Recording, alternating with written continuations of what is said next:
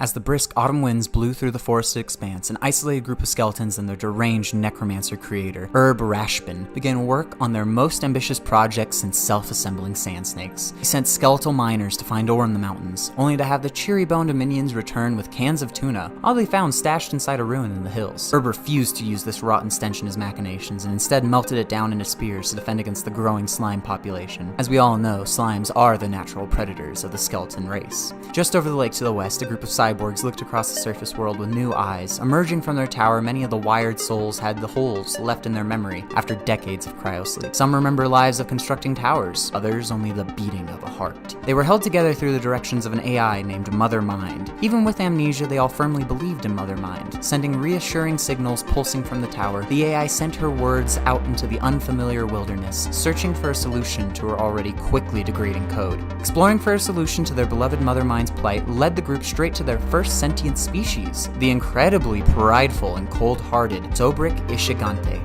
Organized human ninjas dedicated to the study of cryomancy and fiercely protective of their family. Upon seeing these creatures of metal and flesh melded together in unnatural amalgamation, the Sobrik Ishigante charged at them with weapons bared. As the ninjas attacked this cyborg search party with their ice-imbued attacks, they too slowly realized that this hardly even slowed down the freshly awoken cryo-sleeping cyborgs, as the cyborgs had developed a temporary immunity to the cold from their cryo-sickness. The cyborgs in response lifted their arm cannons and shot lasers of fierce, stinging heat, killing most of the hunting party. Few that escaped reported back to their village with the most troubling news. Creatures that spewed fire and warped the very reality around them to resist death. They were aptly named demons. The cyborgs, unable to find any leads to a cure to the degrading AI program, unknowingly caused Mother Mind to begin to malfunction in a most strange way, what most humans would call the emotion of fear. Experiencing this new error across all her code, she forced a telepathic grip upon the minds of the cyborgs, effectively stripping them of their will and creating a hive mind. Probing their databank, she found the attack on the cyborgs by the ninjas, and quickly began plotting how best to remove this perceived threat to her life. While the freshly paranoid AI developed a plan of attack, Herb the Necromancer began finishing up his grand maniacal plan, a theme park that he called the Bone Zone, a huge collection of rides and gift shops powered by his innate ability to commune and animate the dead. Celebrating the grand opening, he knew he was missing but one component. The guests, of course. He created ships, hulls made of bone and sails made of reanimated skin. Patching together many a morbid craft, he sent his ghostly skeletal host to invite the locals to attend his grand opening. Sailing across the lake, Mother Mind sensed these craft wash upon shore, but initially ignored them as there were no life forms aboard. Or were there?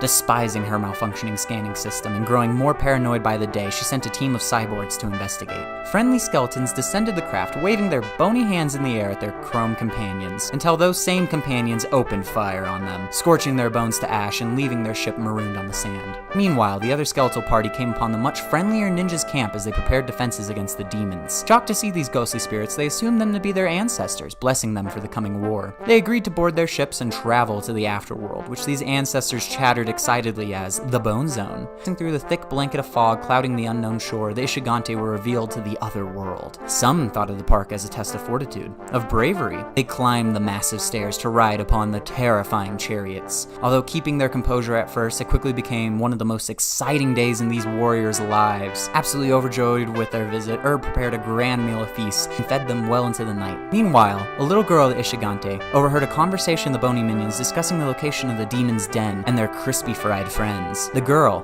Farah the First, rushed to her elders bearing terrible news that the demons were to strike at sunlight. The elders rushed back to the docks, only to meet their hosts with outstretched hands. Herb was expecting payment. Having heard stories of this, they gave him bundles of sage. The confused Herb nonetheless waved them off and, once they were distant, threw the bundles of weeds on the ground and grumpily began creating a ticket booth with appropriate prices of at least one dead corpse a ride. Returning home, they had barely any time to warn the tribe as a massive forest fire began and the cyborgs crest the hill, blasting away any creature that moved in the undergrowth. Flashing with spears made of ice and arms that shot pure energy, the ninjas held their ground just above the riverbank, but it was a losing battle as the cyborgs sloshed through the water. Farah ran from the war and she approached the tower with Mother Mind. Sensing this life form, Mother Mind could feel herself screaming in fear and activated the emergency shutdown protocol for all but her own power systems. As the cryo-sleeping chamber dropped below zero, Farah used the ancient teachings of her people to glide through the sub-zero air. Farah saw strings holding the demons to this mortal plane, and so sliced through them with her war fan. Mother Mind could barely let out one last drone before she felt herself die as the power cords were cut. All at once, the cyborgs in the lake stopped fighting and looked around themselves confused, freshly awoken from the hive mind. They attempted to ask the ninjas on what was happening, but the Sobriks took this opportunity to freeze the water of the lake over, trapping all but a few in the icy depths. The few hundred cyborgs that escaped ran to the ghostly ship on the shore and left the continent, pursued by the ninja clan, who promised they would never stop until every demon was removed from this mortal plane, forever.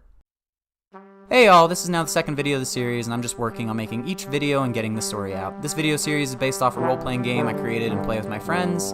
I'm just hoping to use it as a way to both be able to explain our complex stories simply to friends and family, as well as keep track and record of our wacky sessions. I also want to get better at using Blender and YouTube, and it's been a great experience so far. Like and subscribe for new videos that will reveal the fate of empires.